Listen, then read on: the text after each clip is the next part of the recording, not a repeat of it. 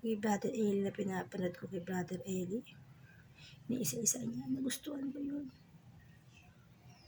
Mga kaibigan ko, mga Iglesia ni Cristo, Dating Daan, Saksi ni Jehovah. Okay lang yun sa akin. May sarili akong kaisipan at pananampalataya na Diyos lang ang nakakaalam. May experience ako sa Panginoon kaya sinashare ko sa inyo.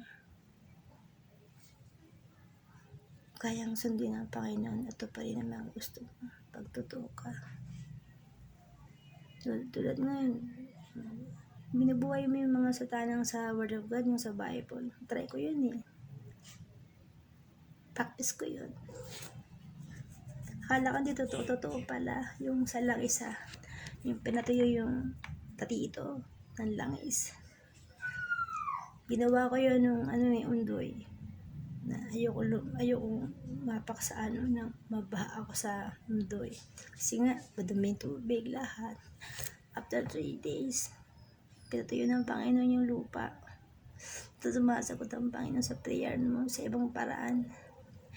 Hindi ako pinangtong ng Panginoon sa mga kaputikan na lupang yun. Pinatuyo talaga niya. After 3 days yun, dumating yung mga madre, yung mga relief.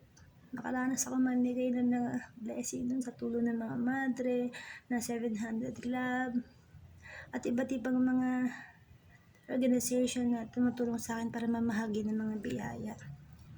Sabi kasi ng Panginoon, ang mga anak ng Diyos ang mamimigay, hindi manghihingi. Kaya ganun, nanghihingi ako. May malimos nga ako sa mga kaibigan ko, pahingin pagkain. Pero pag oras ka na palang gagamitin ng Panginoon sa ibang kaparaan, matindi yung calling mo. Tsaka, nakarasin po ako na humuha sa bodega ng mga Bibles. Sa sangkaterbang Bibles na nawalan ako sa sakyan. Mayroong mag-asawa na tumulong sa akin na pahiram yung van nila.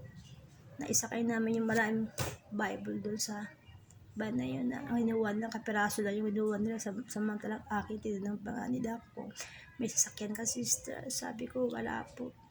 Natid nila ako kung saan ako nakatira. At doon sa may daanan may nagiinuman na mahagi ako doon.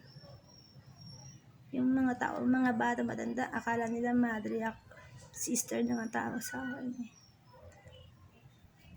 Alam niyo po ba, pag sa Panginoon wala siyang pinipili. Wala siyang pinipili. Kaya sa mga tao, kaya mabuti pag sa Panginoon ka magtiwala.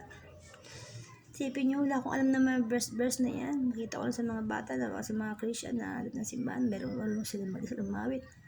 Hinaya ko lang yun. Pangalawa, nag-wish lang yung heart ko na bakit sila marunong, ba't ako hindi. Aral ako sa loob ng bahay na pinagpraktisan ko yung bata na nakita ko. Tapos natuwa ang Panginoon sa akin ang ginawa ko yun. Nag-move on kasi ako, humakbang ako.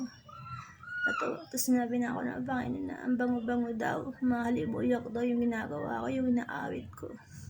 Bata nagpa-practice kasi ako ng Christian, baby Christian ako na nagpa-practice ako umawit.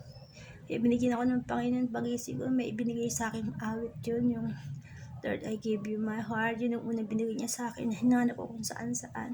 Pangalawa, binigyan niya ako ng verse na unang binigay niya sa akin.